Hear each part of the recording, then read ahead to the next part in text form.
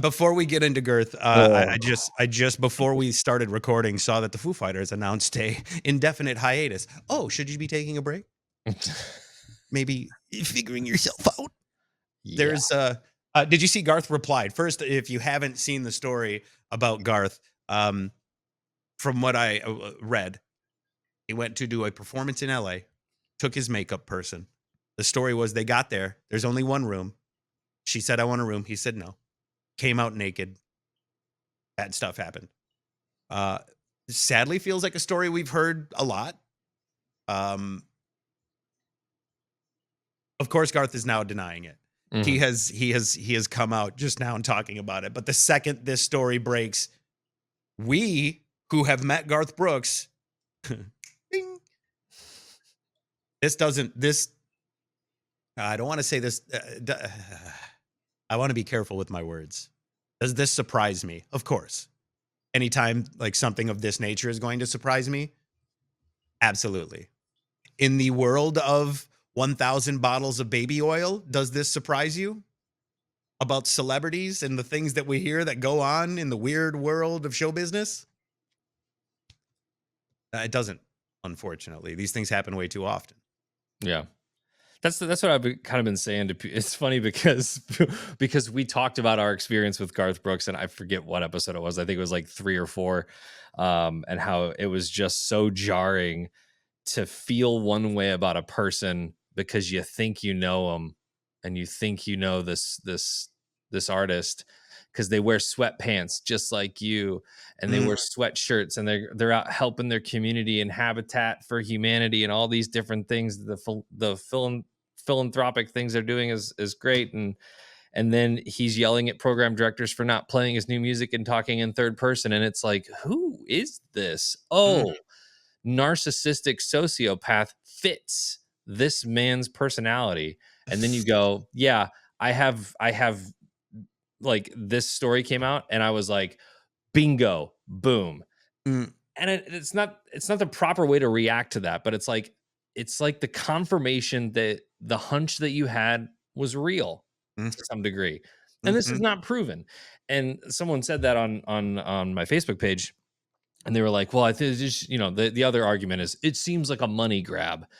And the argument to that, I would say, is something that Matt had posted on my page, and he said only 2 to 10% of let me get the actual quote, but there's really no upside in it for the person who is accusing this juggernaut of sexually harassing them. You know what I mean? It's just, there's no upside. Like, you're going to go after one of the biggest names in country music that has the most power.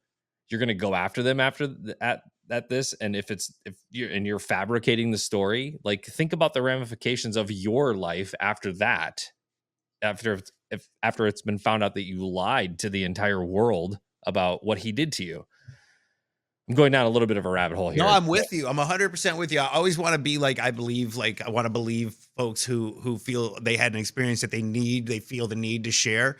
Of course, we want to go through the justice systems process, even though a lot of the government stuff is a little messy. And what if Garth is friends with the guy who runs you know what I mean? There's a lot of weird stuff. Yeah. Especially OJ Simpson LA stuff. But what do I know? I don't know nothing. Matt, I just saw.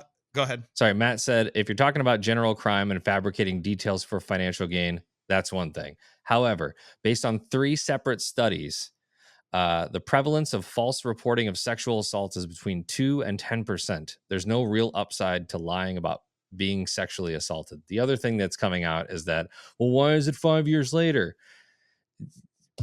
Bro, you don't want to tell anybody about this stuff. Like, the fact that there is a statute of limitations on these kind of things is a little weird too, because it's jarring. It's traumatizing. I was reading the response that he had, and I know we'll get to it, but I don't want to dismiss like any of that. First off, you said that was Matt in the comments on your like personal Facebook page, right? Bless the comment warriors and damn them. I enjoy a comment section, but I hate it, and we'll talk a little bit more about it maybe coming up in this episode. But thank you for that. It's a fairly like logical right?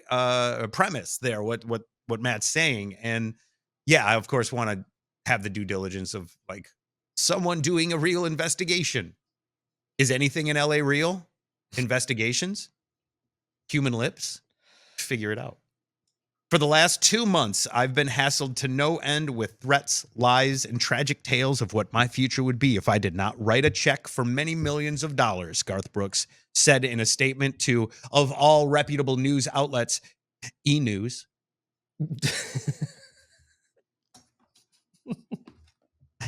Go on. This is I'm sorry, this is where we get news. I remember being on the air the day Michael Jackson died, trusting TMZ and going, this is life. Mm-hmm. He says, it has been like having a loaded gun waved in my face. Hush money, no matter how much or how little, is still hush money. In my mind, I was just pausing because I remember the story about Diddy giving hush money for the hotel tape. Hush money, no matter how much or how little, is still hush money. In my mind, that means I'm admitting to behavior I'm incapable of, ugly acts no human should ever do to another. I want to play music tonight.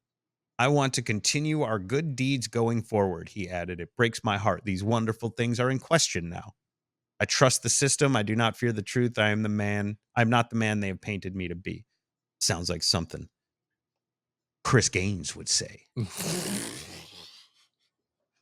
I'm sorry to make fun of this, but just I don't mean to make fun of a victim. I don't mean to make fun of this happening. The allegations of Garth Brooks being weird, something being off there, were not our allegations. See, who's the podcast? Tom. Thank you. Mm-hmm. We were not the first people to go. Mm-hmm. Something's a little off with that, man.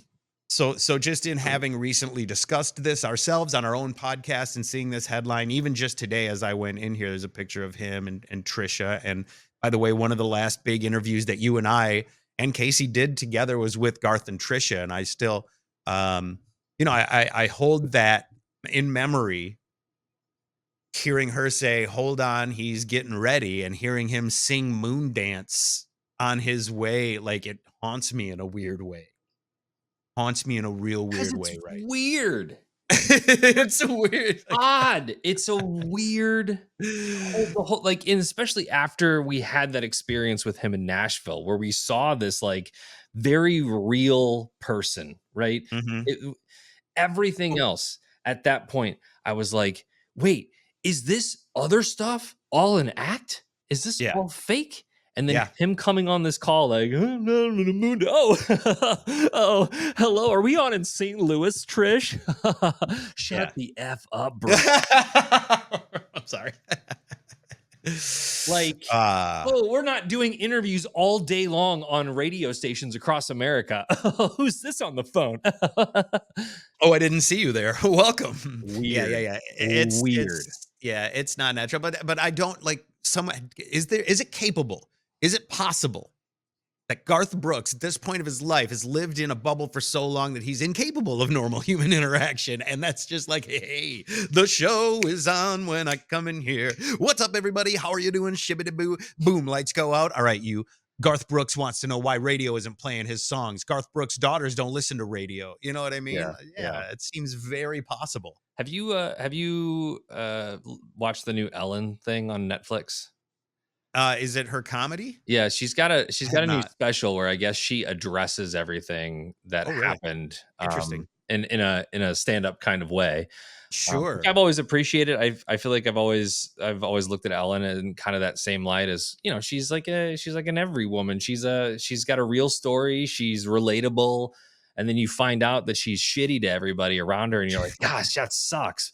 But maybe you're right. Maybe there is just. So I was listening to a self-help podcast, and this guy was talking about how there's 4 different levels of what your relationship is with money. And the first one is surviving.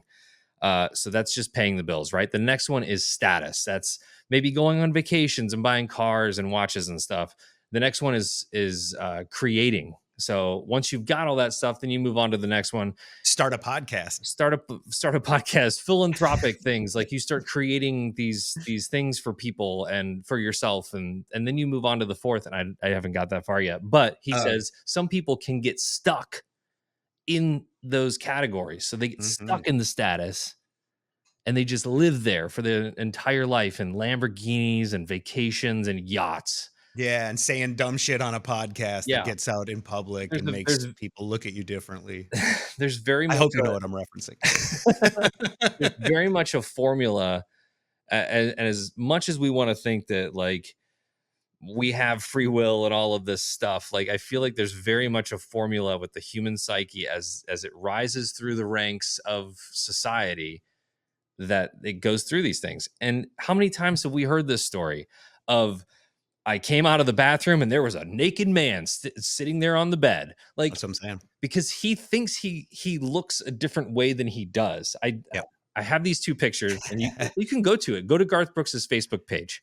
All right, I want to scrub my mind right now. Sorry, I just need something else. I don't know. He's fully clothed. He's fully clothed. Can you give me a picture of like a unicorn or something? I just need a palate cleanse real quick. There's a picture of him and Trisha and I don't know, whatever Habitat for Humanity people, and they're all like, embracing. And he looks like your dad. Like he looks like he just hopped out of a semi. No offense to anybody who drives a semi. I'm average everyday blue collar worker. He knows that. His Facebook profile picture is the most doctored thing you have ever seen in your life, and there's just no explanation for this other than this is how he sees himself in his mind. So yes, he's sitting there on a bed naked thinking that this woman is going to be like, oh my gosh, look at that piece of, like, there's something going on up here. It's just so reminiscent of all these stories that you hear of, like how the Me Too movement started and all this. Like these guys think they're so freaking powerful that they can sit there naked, and the woman's going to be like, oh, that looks great, let's go. Yeah, I better take advantage of this opportunity. I don't think so. And who knows what happened that night? Who knows the real story? Only they do. I want to end all of that with allegedly. Allegedly, yeah. Allegedly. I apologize for getting so passionate about. No, you're fine. No, hey, this is a good topic to be passionate about. If there is one to get passionate for. So, and I hate to say that you're right, that there were many more of these stories, and I'll bet they happen more often than not. You know what I mean? Like, do you think Dave Grohl is creating out of wedlock children with other women he loves and sees regularly? Or do you think he just walked out of the room naked and this person was like, yeah. It's crazy to think, because I don't know. The P. Diddy stuff, like that's not even like, just him being in jail right now is one thing, but all of the other names that are going to come out with this is going to be crazy. Allegedly. And also, do you remember I don't want to name any names here either, but do you remember us talking to winners that we would take backstage that would tell us stories about rooms they went into where phones didn't go and other body parts came out of other stars? These parties aren't uncommon when people throw themselves at you. They literally want to, they have this clout. They will want to test and go, can I take my pants off? And something will happen, because I'll bet it will. Mm-hmm. And then it does. You know what I mean? But there's a thin line between people having a good time and it's suddenly going very wrong. But those folks who are in there and are living that life, they may not see that line. They may think, oh, I got your phone and it's just your word against mine. Let's see what happens. But this is where we can go. You know what I mean? So he's hush money's hush money. I don't want to admit to, because he's kind of right in a way. I think many Americans would agree when you pay hush money, it impacts whether or not you view that as it really happened or not. I'm not going to use any recently newsworthy stories that have that in common to highlight. You use your own judgment there. No, they'll coming up in November, I guess. Spin it a different way. He'll spin it a different way. It's all PR, right? So it's all perspective. So it'll probably, if he is a guilty man and they do settle this out, it will be something along like the word phrase hush money will never be uttered. It will be, Oh, no. It's out of court settlement. yeah, Right? it'll be an out of court settlement, and he'll be like, it's just one of those things where, I just I just wanted to move on so that I could create more music for you.